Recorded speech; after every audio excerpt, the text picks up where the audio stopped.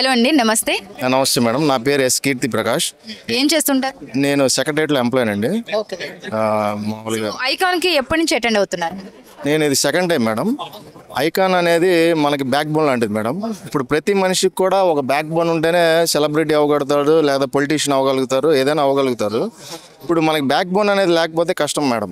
ఇప్పుడు ఈ మహాబలిజ అనేది ఐకాన్ వల్ల ఈ కమ్యూనిటీ అంతా గ్యాదర్ అవడం, మళ్ళీ యూనిటీ రావడం, మళ్ళాగా ఇంకో నలుగురికి ఉద్యోగాలు లేని వాళ్ళకి ఉద్యోగాలు రావడం, ప్రతి ఒక్కరికి ఏదో విధంగా ఇది బ్యాక్ బోన్గా ఉండి సపోర్ట్ ఇస్తుంది. కాబట్టి ఇటువంటి మీ ఒక ఐకాన్ గ్రూప్స్ని ఇంకా ఎంకరేజ్ చేయాలని నేను మనస్ఫూర్తిగా కోరుకుంటున్నాను.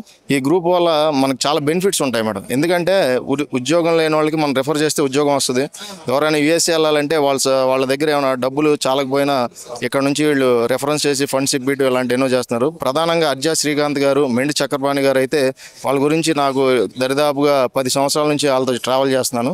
వాళ్ళంత గొప్ప వ్యక్తులు ఎవరు లేరు. ఎందుకంటే సేవ చేసే దాంట్లో ఒక కమ్యూనిటీ నుంచి సేవ చేయడం అనేది చాలా కష్టం మేడం. అటువంటి వీళ్ళిద్దరు కూడా ముందుకొచ్చి ఒక కమ్యూనిటీని ఒక ప్లాట్ఫామ్ మీద తీసుకువచ్చి, ఎందుకంటే ఉన్న కమ్యూనిటీల్లో కూడా హయ్యెస్ట్ పర్సంటేజ్ ఉన్న కమ్యూనిటీ ఈ మహాబలిజ కమ్యూనిటీ అనమాట. ఎన్నో స్టేట్స్లో కూడా ఉంది మన కమ్యూనిటీ.